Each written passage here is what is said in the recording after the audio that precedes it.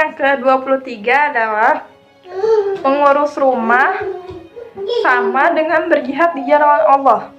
Nah, hadisnya adalah dari Anas bin Malik radhiyallahu anhu. Dia berkata, para wanita mendatangi Nabi SAW dan mereka berkata, wahai Rasulullah, laki-laki mendapat keutamaan dengan berjihad di jalan Allah.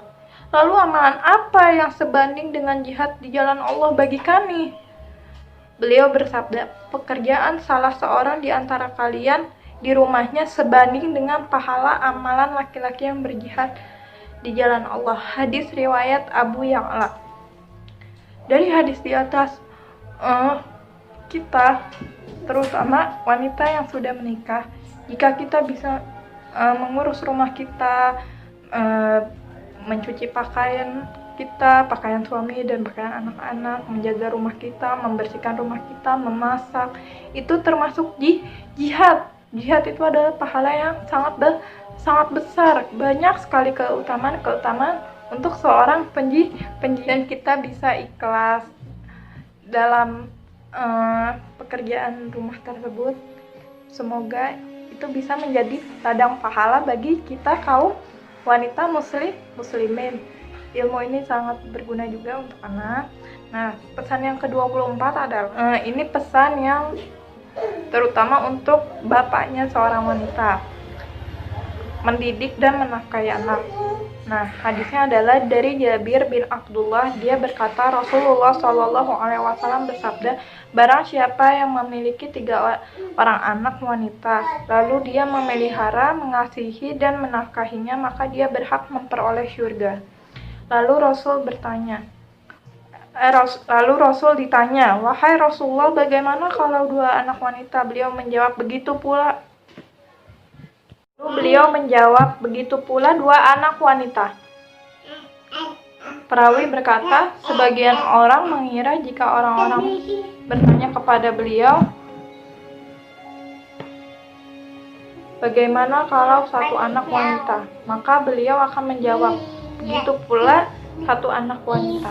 Hadis riwayat Ahmad. Nah, dari hadis ini bahwa pesan Rasulullah adalah jika kita sebagai anak seorang wanita, kita menyayangi ayah kita, hendaknya kita selalu menutup aurat kita dan menjaga kehormatan kita sampai kita dinikahkan oleh ayah kita.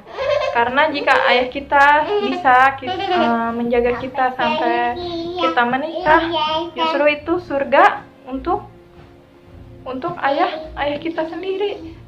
Kita bisa memberi surga kepada ayah kita sendiri, bagaimana tidak bahagia. Nah, terus pesan yang ke-25, dilarang meratap.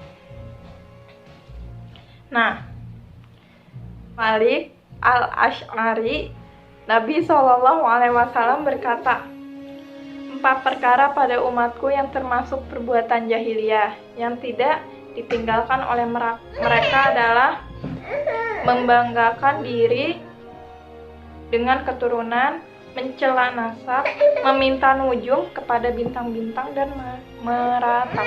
Nah, hadis riwayat Muslim. Nah, dari hadis ini kita untuk kaum muslimin, terutama seorang wanita yang sering kali meratapi semua takdir Allah yang kehendaki. Terkadang takdir Allah itu tidak sesuai dengan keinginan kita, tapi sungguh takdir Allah itu sangatlah baik untuk kita. Insya Allah setiap takdir yang Allah tentukan untuk kita, semuanya pasti ada hikmahnya. Jadi kita tidak boleh meratap, kita harus mengikhlaskan setiap kejadian. Nah, pesan yang ke-26, tidak mengiringi jenazah ke pemakaman. Dari Ummu Atiyah radhiyallahu anhu, dia berkata, kami dilarang untuk mengiringi jenazah walaupun tidak sampai diharamkan. Hadis riwayat Bukhari Muslim. Nah, dari hadis ini kita sebagai seorang wanita, jika ada anggota keluarga kita, kalau bisa, meskipun tidak diharamkan, tapi alangkah lebih baik seorang wanita hanya berdiam di rumah. Kalau di keluarga Ana memang sudah seperti itu, di saat mungkin kemarin adik Ana meninggal atau anggota keluarga yang lain meninggal, kita untuk perempuan tidak diperkenankan untuk mengikuti mengiringi jenazah ke kuburan. Kita hanya di rumah menunggu, yang menguburkan hanya anggota keluarga yang laki-laki. Karena biarpun Rasulullah tidak mengharamkan ini, tapi Rasulullah melarang. Kalau bisa kita menjauhi larangan tersebut. Nah, pesan yang ke-27, jangan pernah menyepelekan dosa kecil. Hadisnya adalah dari Ibnu Umar radhiyallahu anhu, dari Nabi SAW. Beliau bersabda, seorang wanita masuk neraka karena seekor kucing. Dia mengikatnya, tidak memberinya makan, dan tidak membiarkannya untuk makan serangga tanah. Hadis riwayat Bukhari Muslim. Dari hadis di atas, sungguh memilukan ya Allah. Semoga kita dijauhi dari perbuatan zalim tersebut. Jadi perbuatan zalim sedikit pun, karena semuanya itu akan diminta pertanggungjawaban di hadapan Allah nanti. Biarpun mungkin orang lain mengira, oh itu mah gak apa-apa, hanya sedikit. Tapi jika itu bukan hak kita sampai menzolimi makhluk lain, hewan atau manusia lain, saudara kita, kan jadi dosa, bahkan jadi menghalang kita di akhirat nanti. Maka jika kita ada perbuatan salah, janganlah segan untuk meminta maaf, berusaha untuk tidak menzolimi atau memakan hak orang lain. Nah, pesan yang ke-28, bersikap adil dalam memperlakukan anak. Hadisnya adalah dari Amir. Ia berkata, aku mendengar Nu'man bin Bashir radhiyallahu anhu sedangkan dia berada di atas mimbar. Dia berkata, Abu Atiyah telah memberiku sebuah pemberian. Amrah binti Rawahah, istrinya, berkata, aku tidak rela sampai kamu menjadikan Rasulullah SAW sebagai saksi. Lalu dia mendatangi Rasulullah seraya berkata, wahai Rasulullah, sesungguhnya aku memberi sesuatu kepada anak laki-laki dari pernikahan dengan Amrah binti Rawahah. Lalu dia menyuruhku agar aku menjadikan engkau menjadi saksi. Beliau bertanya, apakah kamu memberi semua anakmu seperti ini? Dia menjawab, tidak. Beliau bersabda, bertakwalah kepada Allah dan berlaku adillah di antara anak-anakmu. Dia perawi berkata, lalu dia, Abu Atiyah, mengambil kembali pemberiannya itu. Hadis riwayat Bukhari Muslim. Dari hadis di atas, setidaknya kita harus bersikap adil kepada anak-anak kita. Nah, pesan yang ke-29 adalah jangan mendoakan kejelekan bagi anak. Hadisnya adalah Jabir bin Abdullah. Ia berkata, Rasulullah SAW bersabda, jangan kalian mendoakan kejelekan untuk diri kalian. Janganlah mendoakan kejelekan untuk anak-anak kalian. Karena boleh jadi kalian berdoa bertepatan dengan saat Allah mengabulkan doa kalian. Hadis riwayat Abu Daud.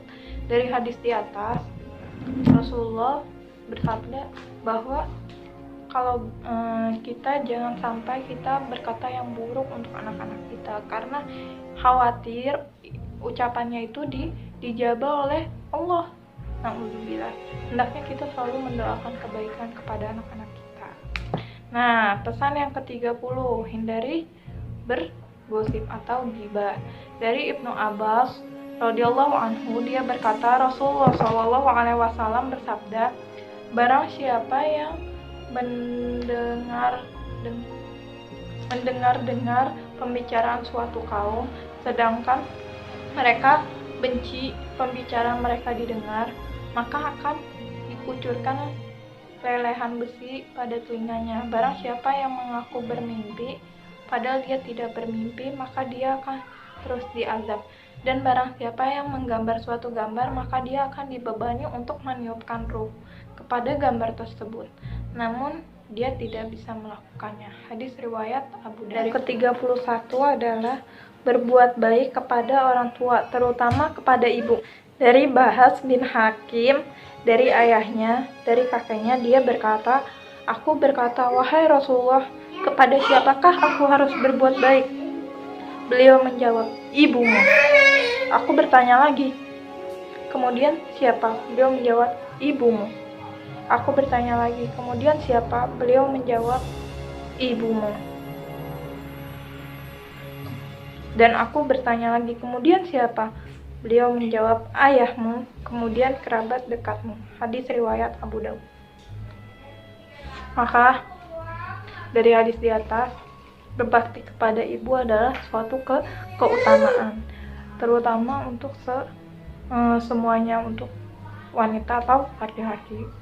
Jika wanita, jika dia sudah menikah, mungkin ridhonya akan berpindah ke suaminya, tapi tetap harus berbakti kepada ibunya. Dan jika seorang laki-laki, maka biarpun ia sudah menikah, tetap ridhonya ada di ibunya. Dia tidak akan putus dan harus terus mentaati ibunya. Pesan yang ke-32, janganlah rasa malu menghalangi wanita untuk menuntut ilmu. Nah, untuk wanita, kita harus terus menuntut ilmu, terutama ilmu agama untuk kehidupan kita.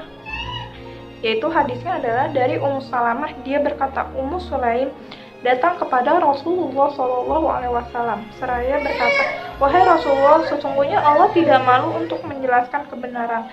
Apakah wanita wajib mandi jika ia ihtilam? Dan Nabi SAW bersabda, ya, jika ia melihat air. Ummu Salamah menutup wajahnya seraya bertanya, wahai Rasulullah, apakah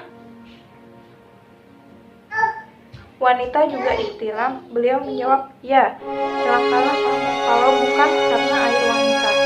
Dengan apa anak menjadi milik ibunya. Hadis riwayat Bukhari.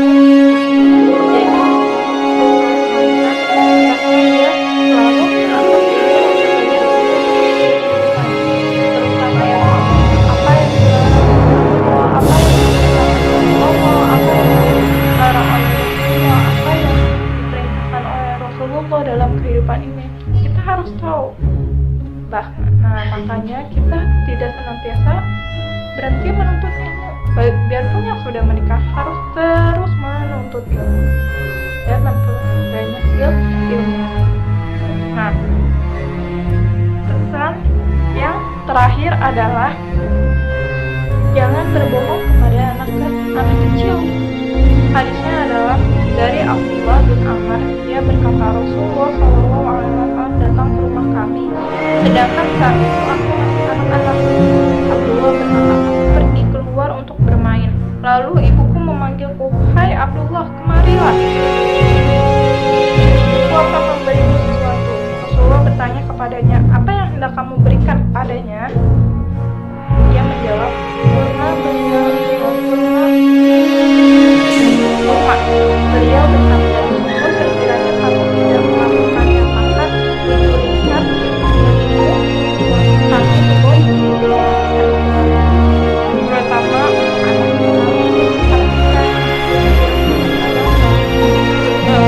anak-anak menakuti atau membohongi anaknya agar tidak berbuat kesalahan atau tidak berbuat nakal.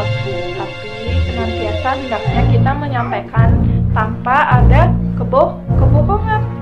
Nah, seperti itu. Nah, sekian dari Ana, kurang lebihnya mohon dimaafkan. Semoga ini bisa menjadi ilmu yang bermanfaat untuk Ana dan kaum wanita muslimin. Kurang lebihnya mohon dimaafkan. Wassalamualaikum warahmatullahi wabarakatuh. Nah, untuk video ini boleh ditonton untuk laki-laki maupun perempuan, karena untuk laki-laki silahkan men-share video ini untuk mengingatkan kepada istrinya atau saudari perempuannya atau ibunya atau anak perempuannya.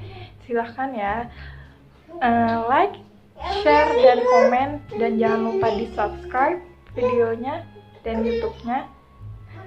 Mohon maaf. Wassalamualaikum warahmatullahi wabarakatuh.